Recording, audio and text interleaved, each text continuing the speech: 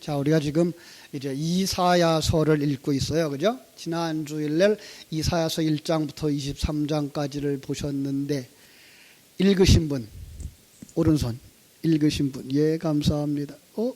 근데 우리 젊은 분들이 손을 안 들어. 안 되는데, 그죠? 저는 이제 읽었으리라고 늘 이렇게 마음에 믿고 지나가는데, 그러면 안 돼요.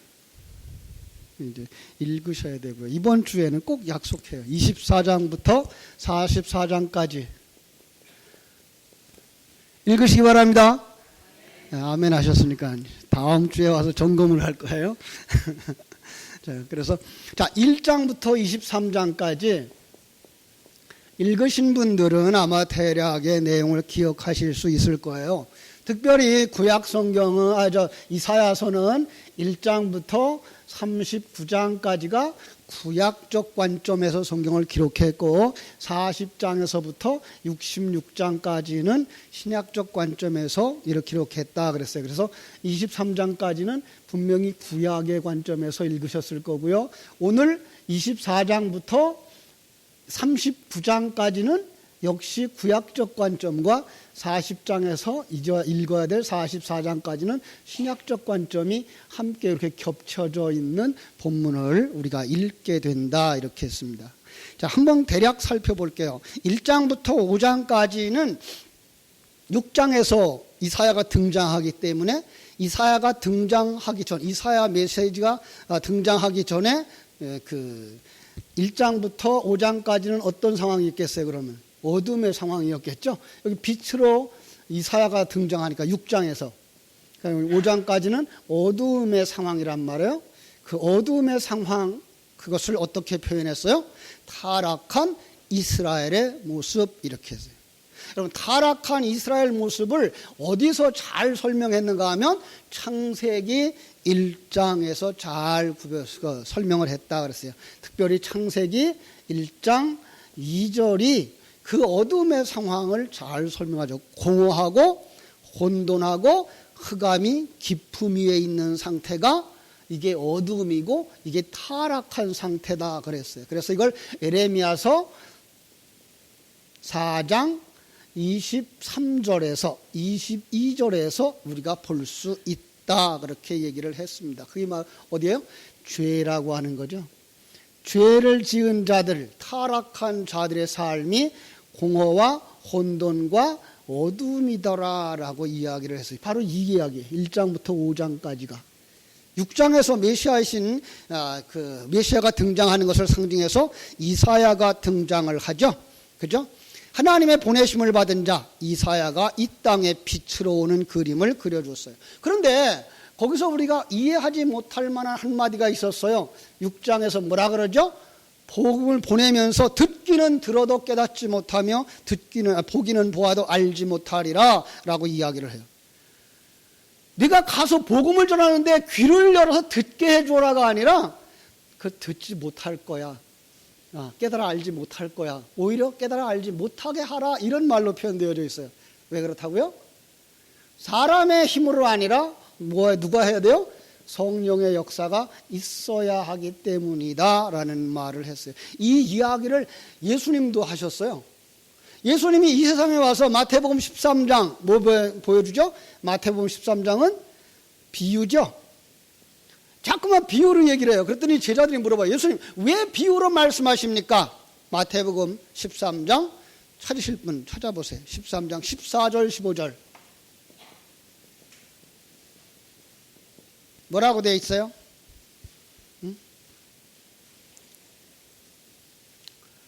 자, 같이 읽어요. 시작. 천국의 비밀을 아는 것이 너에게는 허락되었으나 그들에게는 아니 되었다. 제가 요약했어요. 천국의 비밀을 누구는, 너희들은 설명을 해 주어서 듣는 성도들은 이해를 하지만 세상 사람들은 그 글자로 그 이야기를 보면 안다 모른다, 모르게 되어 있다라는 거예요. 그러나 설교자가 있어야 되고 성령의 역사해서 그때에만 겨우 알아듣는 것이 영적 세계의 이야기다라고 말하고 있는 거죠. 그죠? 그러니까 구약 시대의 인물이나 구약의 사건들은 바로 이렇게 진리를 담아서 우리에게 주셨기 때문에 열어주는 자가 없으면 안 돼요. 그 다음에 성령의 역사가 없으면 안 돼요. 그죠? 그러면서 그 알아듣게 하는 자가 온다라는 말을 이 9장에서는 누구로 말하는가 하면 처녀가 낳을 아들. 그 처녀가 낳을 아들을 창세기 3장의 언어로 말하면 여자의 후손. 그죠? 그 여자의 후손이 와야 되는 거예요. 그죠? 그 예수 그리스도가.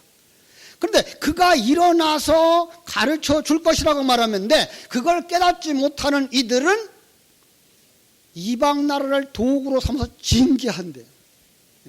그러니까 여러분들이 이 하나님의 나라 예수 그리스도가 지금도 오셔서 우리와 함께 일하는 것을 깨달아 알지 못하면 그는 심판받는 자라는 거예요. 그러니까 믿음이라고 하는 게 바로 이런 거예요. 여러분, 그 예수 그리스도가 2000년 전에 왔다 가신 분이 아니고 지금 오셔서 여러분과 나와 함께 하시는 분 믿습니까? 이거 볼 수 있어야 돼요. 예. 그러니까 2000년 전에 오셨던 예수 그리스도는 그 성자 하나님의 일하심을 아주 가장 특별하게 보여주기 위해서 오신 예수 그리스도예요. 그런데 그 성자 하나님의 일하심은 그걸로 끝나지 아니하고 그 이전에도 있었고 그 이후에도 있는 예수 그리스도의 사역이에요. 근데 그분이 우리 안에 오셔요. 그래야 그분이 우리와 관계가 있어요. 예. 그러니까 우리 많은 사람 그동안에 우리의 신앙생활이 2000년 전에 오셨던 유다 땅 베들레헴에 오셔서 십자가에 죽으신 그 예수 이렇게 생각을 하고 그분이 흘린 피 이렇게 생각을 했는데 이 성경을 보면서 깨닫는 건 뭐예요? 그분은 지금 누구에게 오셨다? 내게 오셨다. 예. 그리고 나와 함께 십자가에서 죽으셔요. 나와 함께 십자가에서 죽으세요. 그러면 예수도 죽고 누구도 죽어요? 나도 죽어요. 예. 나의 옛사람이 죽어야 되는 거예요. 그래야만 내 안에서 뭐가 살아나요? 예, 새 사람이 살아나는 거예요. 그러니까 성도들의 신앙생활이라고 하는 건 한편으로는 내려놓는 삶, 벗어지는 삶, 그걸 갖다 옛사람을 벗어버리는 삶, 십자가 지는 삶이라고 말하고 또 하나의 삶을 새 사람을 입는 삶, 또 하나의 다른 말로 말하면 부활의 삶을 살아가는 거예요. 믿습니까? 우리는 그래서 한편으로는 굉장히 힘들어요. 한편으로는 소망이 있는 사람인 것을 알 수가 있습니다. 그죠? 자, 그러면서 그 이제 징계받아야 할 나라들의 이야기를 계속했어요. 그게 뭐예요? 그게 이제 그 바벨론, 아수르, 블레셋, 모압, 애굽 이런 것들을 23장까지 이제 계속 얘기한 거예요. 자, 이걸 갖다가 하나님이 그 나라를 징계했다라고 보는 것보다 더 중요한 것, 하나님이 지금 누구 안에 있는, 내 안에 있는 바벨론, 내 안에 있는 애굽, 내 안에 있는 모압, 예. 그게 누구를 상징하고 있는 거예요? 옛사람 상징하고 있는 거고 세속적인 관점을 생각하고 있는 거고 사단의 속성을 이해하고 있는 건데 그건 못한다? 다 징계하신다. 다 부순다. 왜요? 여리고성이 어디에 있기 때문에 내 안에 그러니까 가만히 옷자락을 들춰보세요. 그 속에 여리고성이 있나 없나 바벨탑이 있나 없나 네? 졸고 있는 사람들은 아마 아직도 바벨탑을 쌓고 있는 사람일지도 몰라. 그죠? 이제 오늘 읽어야 하는 24장부터 39장도 역시 구약의 관점에서 보셔야 되고요. 그 다음에 이제 40장부터 43장까지를 신약의 관점으로 보셔야 돼요. 자, 오늘 24장 같이 가겠습니다. 24장으로 갑니다. 자, 제가 읽어드릴 테니까 뭐가 생각나나 여러분 묵상을 해보세요.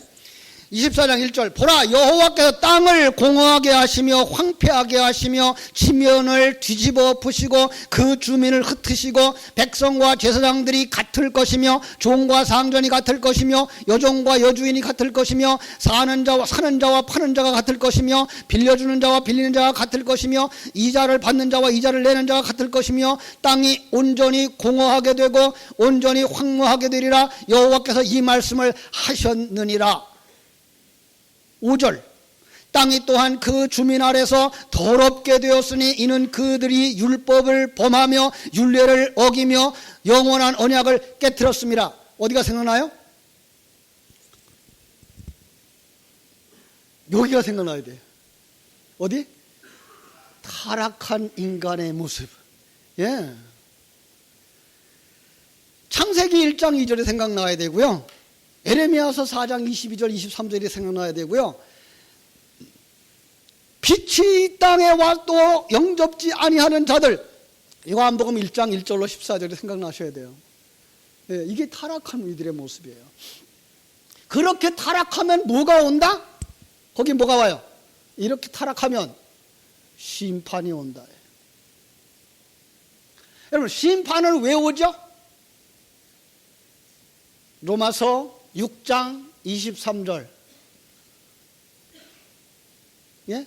죄의 삭은 사망이라. 예. 죄 때문에 오는 거예요. 그런데 놀라운 건 로마서 3장 23절. 로마서 3장 23절. 모든 사람은 다 죄인이에요. 그럼 모든 사람은 다 죽는 거예요. 예. 여러분과 나도 죽어야 되는 거예요. 그죠? 예. 여러분과 나도 죽어야 돼요. 요거가 뭐예요? 옛사람이에요. 그죠? 자, 이런 상황이 우리에게 펼쳐지는 거예요. 자, 그런데 21절, 23절에 보니까 그 날이 언제예요? 23장, 23절. 없나? 23장. 제가 어디를 써놓고 23절이라고 불렀을까요? 자, 이 날을 여호와의 날이라고 말하고 있어요. 왜 없어요? 있죠. 제가 잘못 찾았죠. 그죠? 23절 같이 읽어요. 시작. 그때에 달이 수치를 당하고 해가 부끄러워하리니 이는 만군의 여호와께서 시온 산과 예루살렘에서 왕이 되려고 되시고 그 장로들 앞에서 영광을 나타내실 것이라. 21절 첫 절에 뭐라 그랬어요? 첫 단어 21절. 그날에. 언제예요? 그날이. 그날. 여기 나오는 그날. 성경에 나오는 그날은 무슨 날이다? 여호와의 날. 예, 여호와의 날. 여러분, 여호와의 날엔 두 가지 상황이 벌어져요. 어떤 상황이죠? 심판과 구원이 같이 일어나요. 그래서 이걸 갖다가 구원의 양면성 이렇게 얘기하는 거예요. 그죠? 그러니까 우리는 구원받는다라고 하는 그 생각만 하고 있는데 구원받기 위해서는 뭐 해야 돼요? 옛사람을 부숴버리고 벗어버려야 되는 이 심판이 일어나야 되는 거란 말이에요. 그러니까 우리가 그동안에 오해했던 게 뭐예요? 나는 이제 예수 믿었으니까 구원받을 거야 라고만 생각했지 심판이 내 안에서 일어날 건 생각 못했고 내가 벗어버려야 될 걸 아직도 가지고 있는 건 생각을 못했어요. 근데 성경을 들춰보고 생각하면 생각할수록 심판은 어디서부터 일어나요? 성전에서부터 일어나요. 예. 성전이 어디예요? 교회?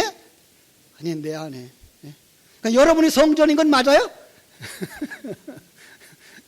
여러분이 하나님의 성령이 거하시는 성전인 줄로 믿습니다.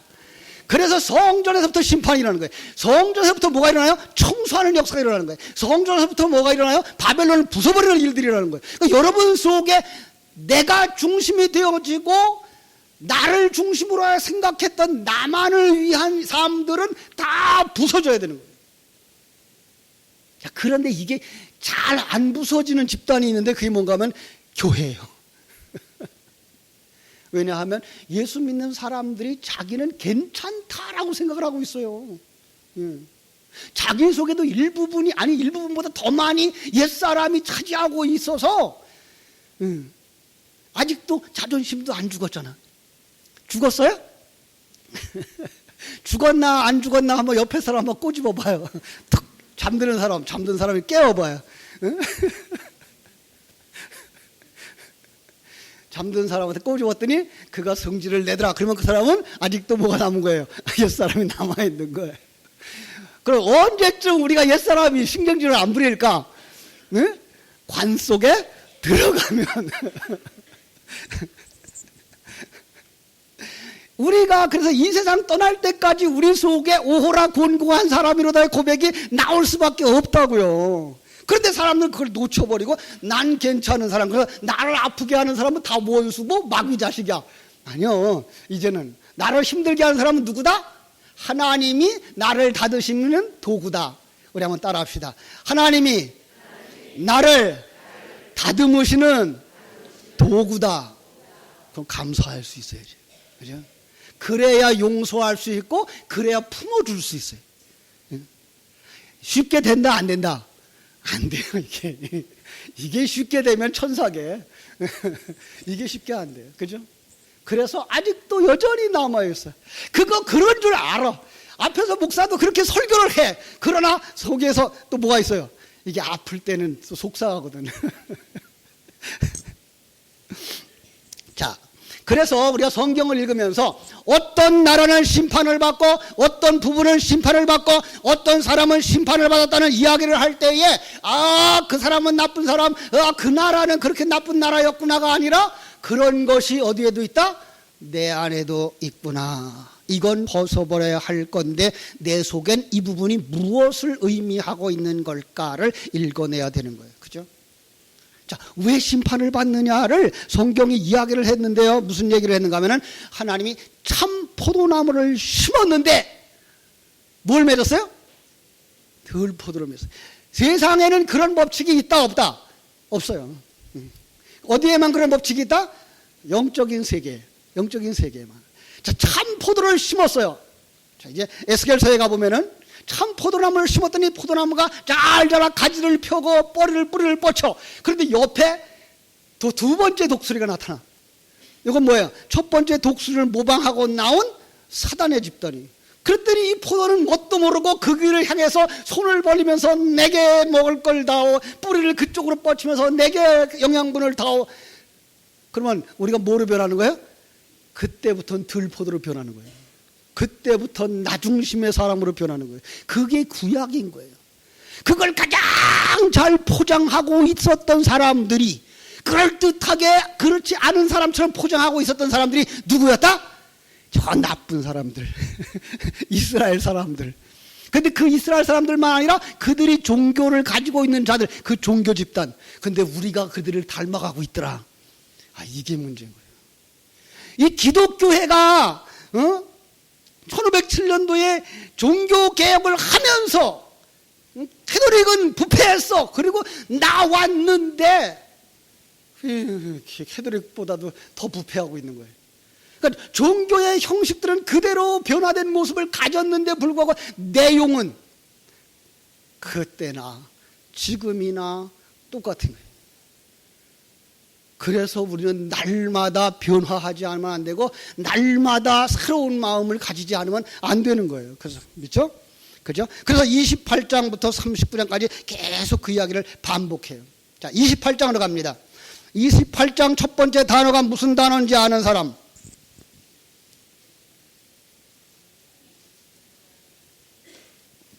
(28장에) 이게가 지금 히브리어거든요.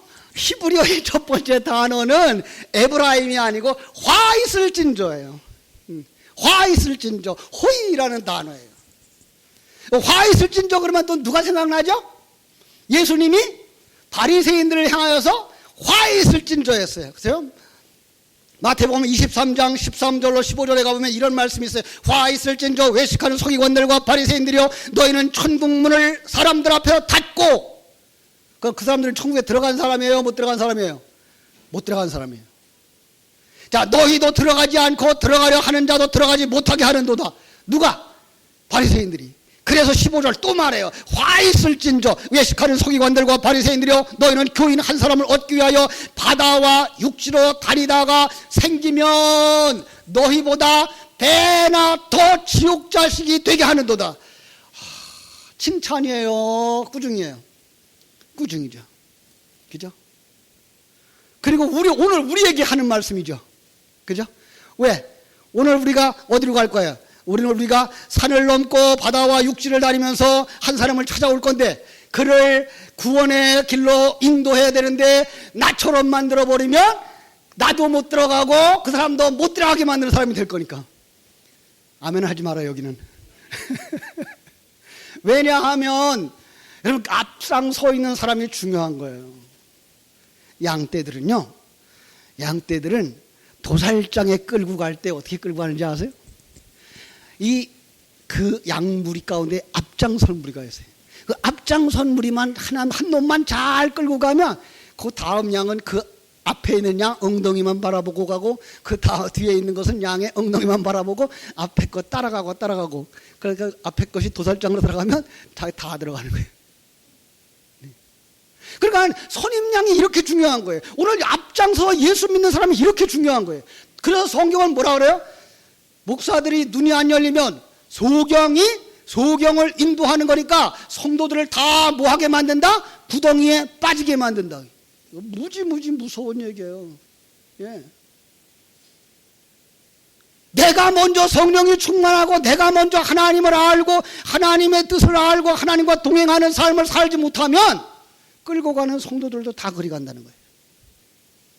그러니까 오늘 우리가 정말로 복음을 전하기 위해 나아갈 때 먼저 우리 속에 있어야 될 것이 무엇인가 점검해야 돼요. 예수 안에 평안이 있어야 돼요.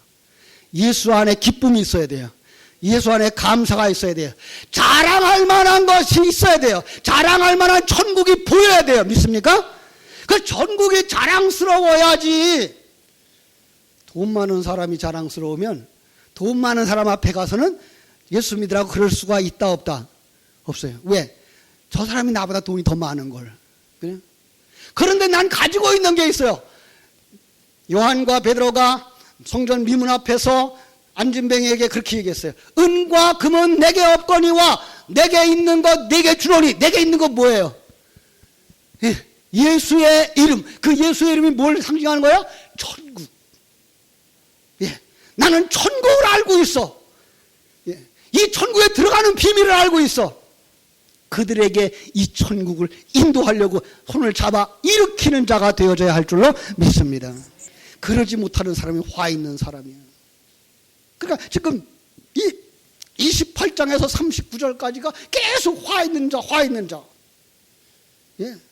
그런데 그 화 있는 자의 마지막 부분에 어떤 얘기가 있는가 하면요. 잘 보세요. 제가 읽어드릴게요. 28장 7절. 여기에 7절에도 나오고 10절에도 나오는데요. 7절 넘어가서 볼게요. 10절 볼게요. 10절. 10절이 더 정확하게 돼 있어요. 예. 10절, 13절 두 군데. 10절 같이 읽어볼까요? 시작. 대저 경계에 경계를 더하며 경계에 경계를 더하며 교훈에 교훈을 더하며 교훈에 교훈을 더하되 여기서도 조금 저기서도 조금 하는도다. 이게 번역을 조금 좀 그래요. 그 원어를 제가 읽어드릴게요. 굉장해요. 그죠? 우리 교회 실력은. 뭐라고 되어 있는가 하면은 키라는 단어가 먼저 나왔어요. 키라는 말은 무엇 때문이다 라고 말하고 뭐라고 되어 있는가 하면 짜부 그 다음에 뭐라고 그래? 카브. 근데 라만 알면 돼요. 짜부라는 말과 앞에 짜부라는 말과 뒤에 짜부를 쓰고 가운데 뒤에 단어에다가 라를 써요. 라는 아니다예요. 이것이다, 이것이 아니다. 저것이다, 저것이 아니다. 이랬다, 저랬다. 이거예요. 그 사람들이 왜 저주를 받는다고요? 이랬다, 저랬다 하기 때문에. 이랬다, 저랬다. 그게 뭐예요? 카브, 짜부 그 얘기예요.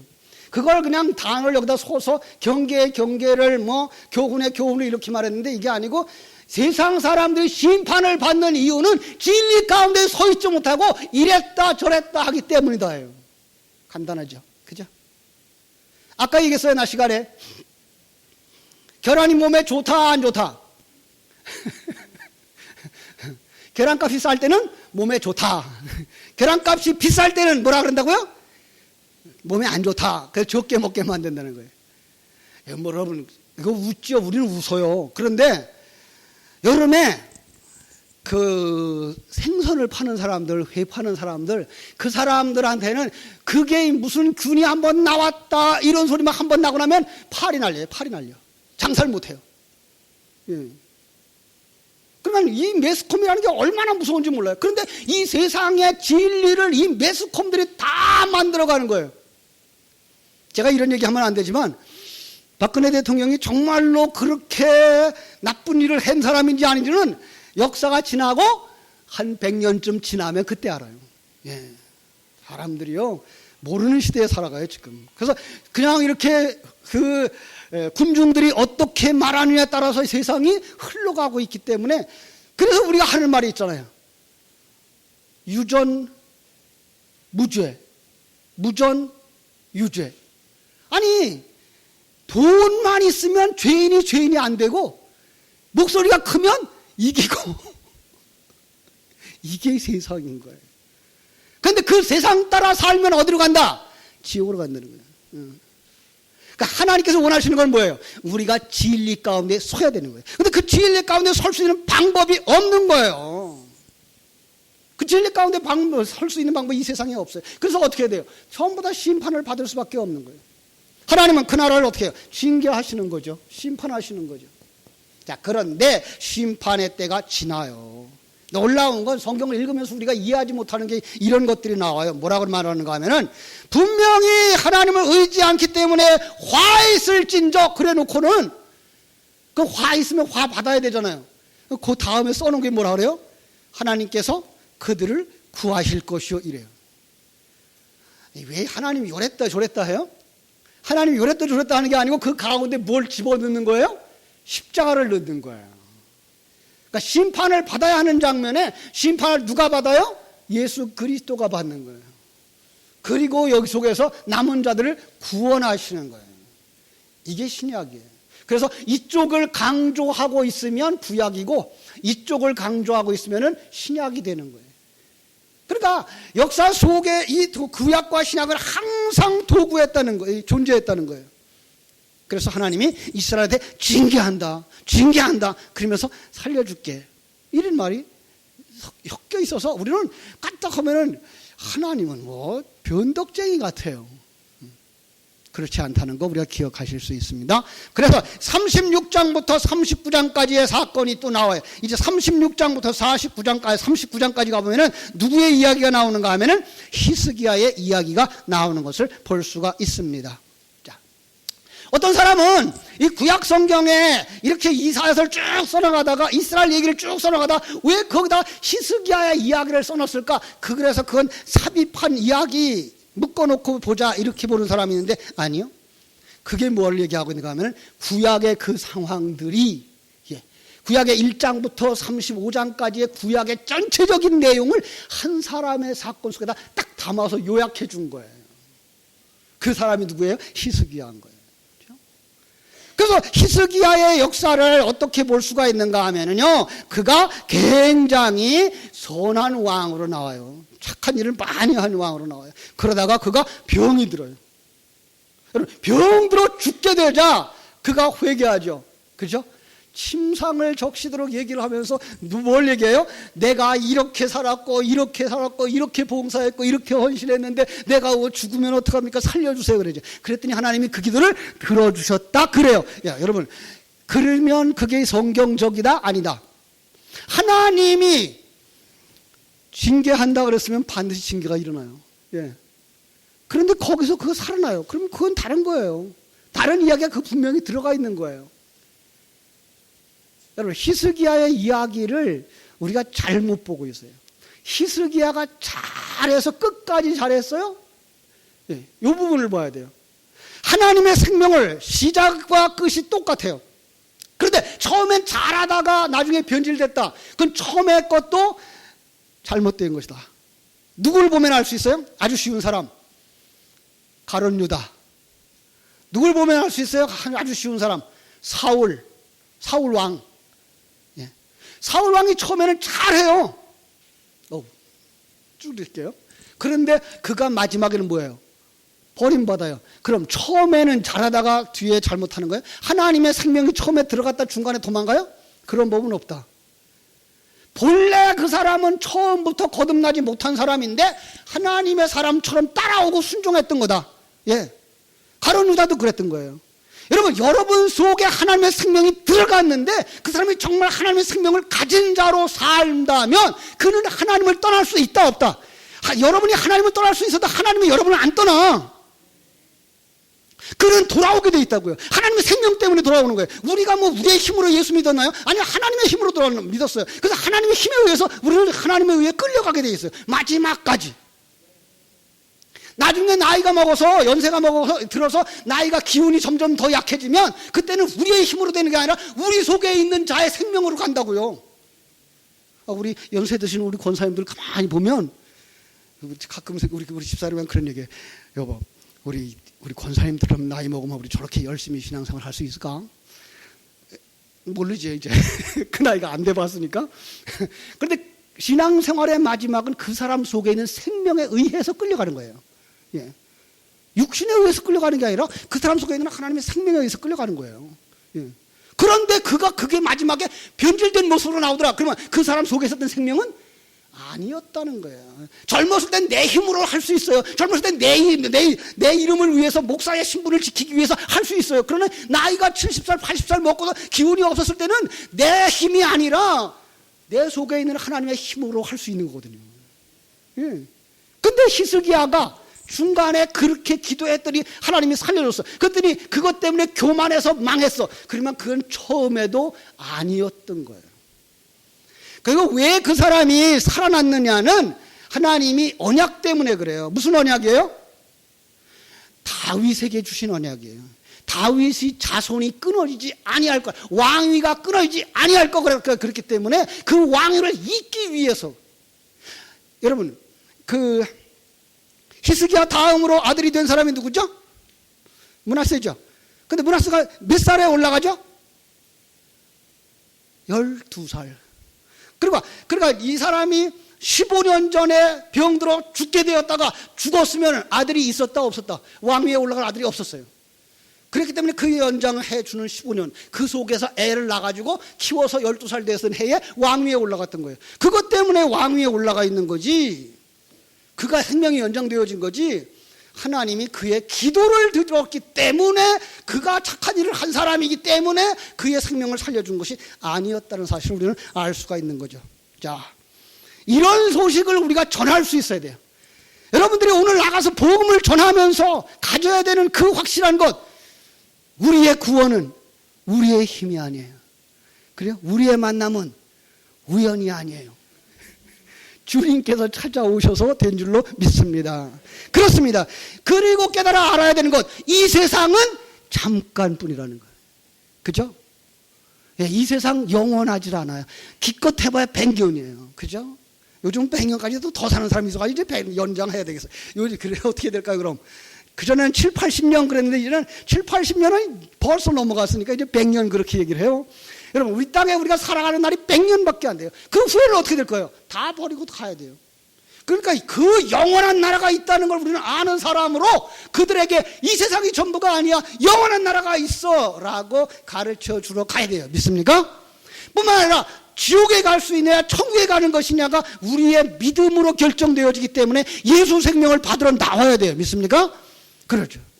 그 기회는 우리가 붙잡아야 돼요. 예수 믿는 것 우리가 시작해야 돼요. 예. 그래서 오늘 우리 함께 예수 믿자고 권할 수 있어야 돼요. 그게 뭐예요? 좋은 소식을 전하는 자들의 발. 오늘 본문이에요. 자, 오늘 본문 몇 구절만 보고 마치도록 하겠습니다.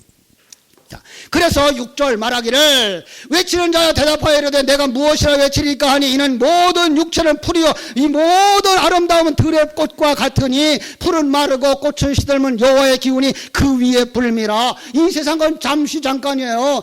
꽃도 펴지만 그 꽃 폈다가 며칠 지나고 나면 시들어버리듯이 이 세상의 꽃은 잠깐이라는 것. 그러나 하나님의 나라는 영원하다는 것 여러분 전해야 될 줄로 믿습니다. 더 나아가서 우리가 천국과 지옥에 대한 이야기를 해야 되고 예수 믿는 날은 우리가 빨리 정해야 된다는 것. 기회는 앞에만 머리카락이 있대요. 저만 생각하면 안 돼요. 기회는 앞에만 머리카락이 있어요. 기회가 왔을 때 잡아야지 지나가고 나면 뒤통수에 머리카락이 없어서 잡을 수가 없대요. 여러분들이 기회를 꽉 붙잡으라고 권해서 같이 예수 믿자고 권하는 여러분 되시기를 주님의 이름으로 축원합니다. 기도하겠습니다. 고마우신 아버지 우리 하나님, 크신 은혜와 사랑을 감사합니다.